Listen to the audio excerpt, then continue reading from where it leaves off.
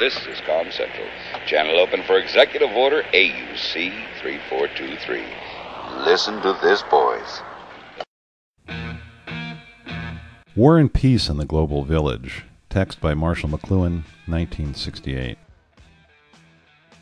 We are now in the midst of our first television war.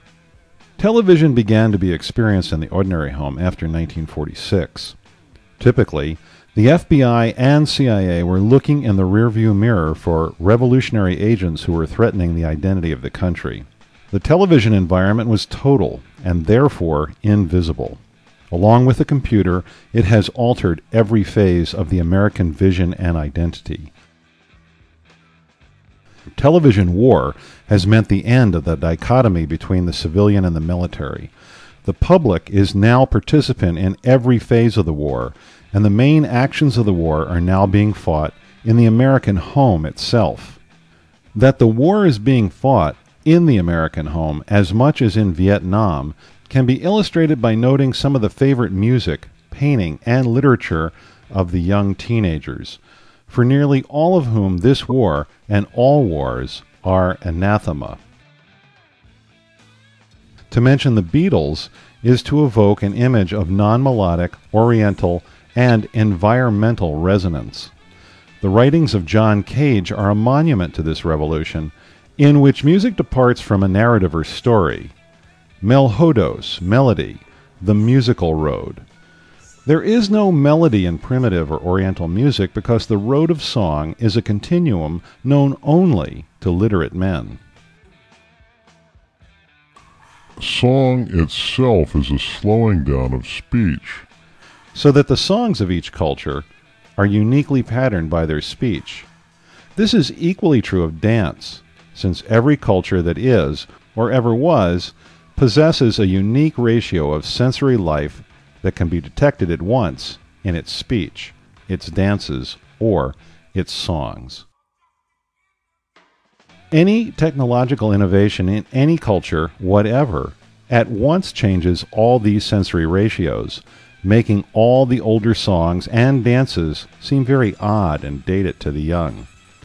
In all cases, sensory change is levered by new technological innovations, since new technology inevitably creates new environments that act incessantly on the sensorium.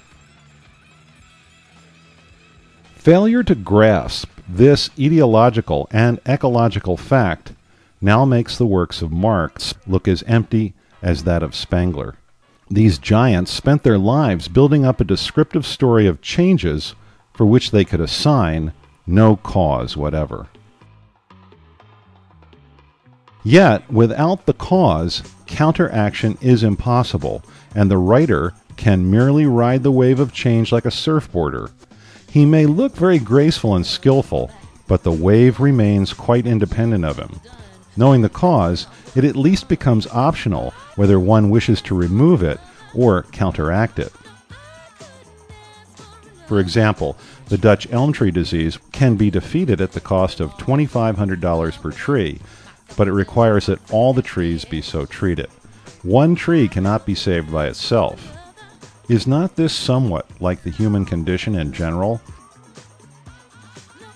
The self-amputation, which we call new technologies, generate vast new environments against which the individual organism is quite helpless. The turned-on effect which penetrates the television generation inspires them to read books like Siddhartha by Hermann Hesse. Hesse was a favorite of the intellectuals in the 20s and plays a considerable role in The Wasteland. Siddhartha is a story of violence as a quest for identity. It concerns the obsession of a gifted son of a wealthy Brahmin who leaves home to become a samana. Asceticism, or self-denial, is such a form of violence. Expressed in terms of our Western environment today, the Sama strategy would consist of creating an environment untouched by any technology whatever, so that there would be no inputs to the sensorium, and hence no processing of any inputs. Literate man easily imagines that there is a direct correspondence between the input and the experience. He lives in a world of correspondences and matching and repetitions, which he calls rationality and science. Until very recently, any setup was scientific if it could be exactly reproduced or repeated. This, of course, can never happen in any moment of human experience. Every input is totally transformed. Gradually, Siddhartha discovers that no form of self-denial can alter the fact that environments as inputs are profoundly shaped by the individual. This part of the novel is called Awakening. The new strategy of exploration, which he sets himself, reads very much like an ordinary Western program of self-development. There is a rather tenuous division between war as education and education as war. Frequent references occur to the revolution in farming that goes hand in hand with our fighting in Vietnam. Perhaps less obvious is the aggressive and military character of sending medical missionaries to India to implement birth control campaigns. In the information age, it is obviously possible to decimate populations by dissemination of information and gimmickry. There's no question here of values.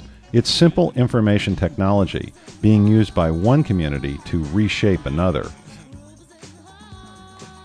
It's this type of aggression that we exert on our own youngsters in what we call education. We simply impose upon them the patterns that we find convenient to ourselves and consistent with available technologies. Such customs and usages, of course, are always past-oriented, and the new technologies are necessarily excluded from the educational establishment until the elders have relinquished power. These are necessarily excluded from the educational establishment until the elders have relinquished power. This, of course, leaves the new technology entirely in the sphere of entertainment and games. Wipe your sinuses with what you know.